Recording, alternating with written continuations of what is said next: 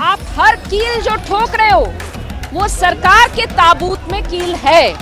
ये सरकार के ताबूत में कील है, ये बिल्कुल हम साफ समझ लें। तब देश का काम होगा कि इस सरकार को पकड़ करके कह दें कि भाई आपका टाइम आ गया है, आपके जाने का वक्त आ गया है। और इसी चीज की ओर ये जा रहा है ये आंदोलन। भाई क्या चीज है जो यहाँ से छेद करके यहाँ से गुजर जाएगी? अगर ये गोली नहीं है तो क्या है?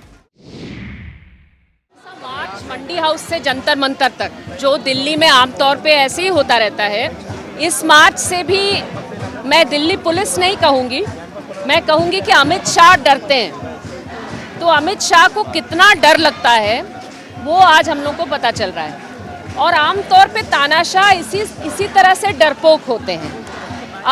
मैं मानती हूँ कि इस देश का हर नागरिक, इस देश में कोई व्यक्ति नहीं है जो नागरिक हो देश का जिसका खेती किसानी से रिश्ता ना हो, क्योंकि किसी न किसी तरह से है।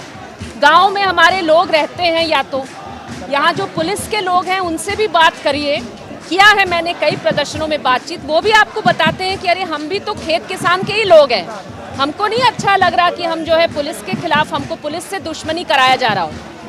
तो ये जब हालात है, इसमें आप सोचिए कि और जो खाना तो सब खाते हैं, तो खाना जो पैदा करता है किसान का अगर मामला जो है किसान परेशानी में पड़ेगा तो जो खाद्यान्न है उसके दाम बढ़ेंगे। सरकारी खरीद जो है इन 3 कानूनों से बंद हो जाएगा। सरकारी खरीद बंद हो जाएगी चावल गेहूं की, तो राशन व्यवस्था बंद हो जाएगी। ये सब लोग जानते हैं और इसीलिए इस कानून का विरोध न सिर्फ किसान कर रहे हैं बल्कि देश के आम नागरिक कर रहे हैं। आज हम लोग भी यहाँ आए हैं इसी बात को कहने के लिए कि किसानों को क्यों दुश्मन बना रही है ये सरकार, किसानों के साथ में दुश्मन जैसा व्यवहार क्यों, किसानों के खिलाफ युद्ध छेड़ने की कोशिश क्यों? Why is the government waging war on the farmers? आप वहाँ पे ट्रेंचेस गाड़ रहे हो, आप वहाँ पे बार्ब्ड वायर लगा रहे हो, आप वहाँ पे कीले ठोक रहे हो। मैं बिल्कुल साफ कह देना चाहती हूँ कि अगर सरकार सोचती है कि ये सब करके वो किसानों के आंदोलन को खत्म कर सकती है तो बात उल्टा है। आप हर कील जो ठोक रहे हो वो सरकार के ताबूत में कील है, ये सरकार के ताबूत में कील है, ये बिल्कुल हम साफ समझ लें। एक और बात मैं कहूँ, मैं ज्यादा लंबा नहीं बोलना चाहती, मैं चाहती हूँ बहुत सारे और संगठन के लोग हैं बोले। बस एक बात और कि आज हमें क्यों रोका जा रहा है, क्योंकि सरकार चाहती है कि किसी तरह से वो, देखिए जो किसान आंदोलन का टॉपिक है उस सिलेबस पे सरकार फेल है। तो सरकार बहुत परेशान है कि हम कैसे सिलेबस बदल दें, कैसे टॉपिक बदल दें, कुछ भी करके टॉपिक बदल दें, किसी और चीज पे बातचीत होने लगे। तो वो इसलिए नहीं चाहते कि कोई किसानों पे बातचीत करें, लेकिन वो कुछ भी कर ले रहे हैं। 26 जनवरी के बाद भी उन्होंने सोचा कि अरे हमने तो टॉपिक बदल दिया, लाल किले पे कुछ हो गया उसको हम चला देंगे, जैसे हमने टुकड़े टुकड़े टुकड़े टुकड़े चला दिया था जेएनयू में और छात्रों के सभी मुद्दों से हमने चीजें मोड़ दी थी। लेकिन हुआ उल्टा, किसानों में इतनी ताकत है कि किसानों ने वापस जो है किसानों को सेंटर स्टेज, किसान को हीरो बना करके, किसानों को सेंटर स्टेज ला करके किसान आंदोलन को वापस ला दिया टॉपिक पर। और टॉपिक नहीं बदलने वाला है और इसीलिए सरकार को तय करना है कि वो क्या करना चाहती है। हमको चाहिए कि खेती किसानी पर बातचीत, ये लोकतंत्र पे बातचीत है। पूरी दुनिया देख रही है, दुनिया के ढेर सारे लोग देख रहे हैं कि मोदी सरकार कैसे लोकतंत्र का गला घोंट रही है, किसानों के खिलाफ इंटरनेट बंद कर रही है, किसानों के खिलाफ पूरा फोर्टिफिकेशंस लगा रही है, किला बना रही है किसानों के खिलाफ। और आज वो ये भी देखेगी कि नागरिकों को बोलने नहीं दे रही। और सबसे खराब बात कि जो पत्रकार हैं, और जब मैं पत्रकार कहती हूँ मैं किनको कह रही हूँ, मैं कह रही हूँ कि यहाँ जो लोग खड़े हैं ना छोटे छोटे अपना कैमरा ले करके, कोई किसी यूट्यूब चैनल से है, कोई किसी पोर्टल से है, ये असली पत्रकार हैं। जो लोग किसी छोटे चैनलों से है, जिनके पास सबसे ज्यादा पैसा है, सीधा उसी अडानी अंबानी का पैसा, वो सारे तो सरकार के भोंपू बने हुए हैं। लेकिन उनको खरीद करके सरकार सरकार खत्म नहीं कर रही अपनी बात। सरकार चाहती है कि जो सचमुच पत्रकारिता करने वाले लोग हैं उनका मुंह बंद कर दो। कैसे? 2 उदाहरण। एक तो मनदीप पुनिया जो वहां पर जो तथाकथित लोकल लोग पथराव कर रहे थे किसानों के खिलाफ, वो गए देखने कि ये लोकल कौन है, किस गांव के हैं। पता चल गया भाई ये संघ के गुंडे हैं, ये लोकल है ही नहीं।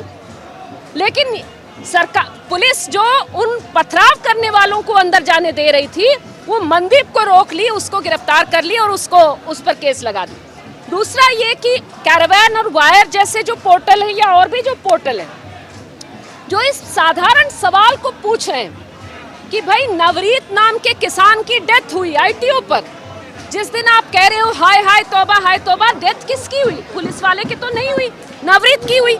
और नवरीत की मौत में उसके चेहरे पर यहाँ छेद है और यहाँ छेद है। भाई क्या चीज है जो यहाँ से छेद करके यहाँ से गुजर जाएगी? अगर ये गोली नहीं है तो क्या है?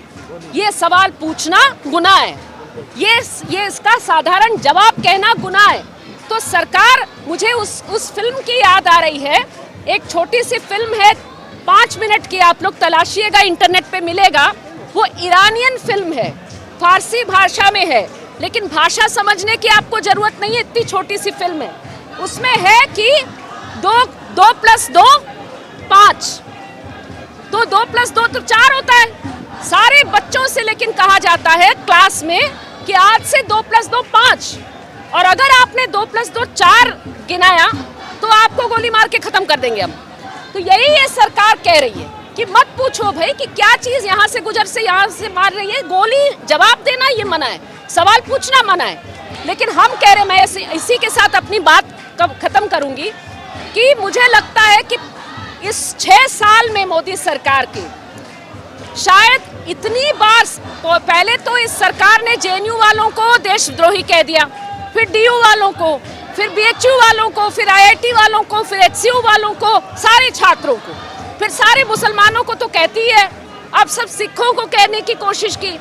अब वो जो है पश्चिमी उत्तर प्रदेश के उन जाटों को भी कह रही है जो इनको वोट देते थे, सारे देश के किसानों को देशद्रोही कह रही है। तो अब बचेगा वही कि इतने से लोग संघ परिवार भाजपा के जो पूरी देश को देश विरोधी बता रहे हैं, तब देश का काम होगा कि इस सरकार को पकड़ करके कह दें कि भाई आपका टाइम आ गया है, आपके जाने का वक्त आ गया है। और मैं इसी चीज की ओर ये जा रहा है ये आंदोलन, और इसीलिए इस आंदोलन के साथ हम डट के हैं, देश के किसानों के साथ डट के हैं, सच के साथ है, पत्रकारों के साथ है। एक आखिरी बात, हमारे जितने, मैं आज इस प्रदर्शन में इतने दिनों बाद इतने बड़े प्रदर्शन में आए हैं दिल्ली में, तो मुझे याद आ रहा है वो हर एक दोस्त जो आज जेल के सलाखों के पीछे हैं, जो आज हमारे साथ यहाँ होता, वो उमर खालिद, वो खालिद सैफी, वो नताशा, वो दिवंगना, वो गुलफिशा, वो इशरत जहां, वो सारे लोग जो आज इस प्रदर्शन में हमारे साथ होते, आज वो जेल के सलाखों के पीछे हैं।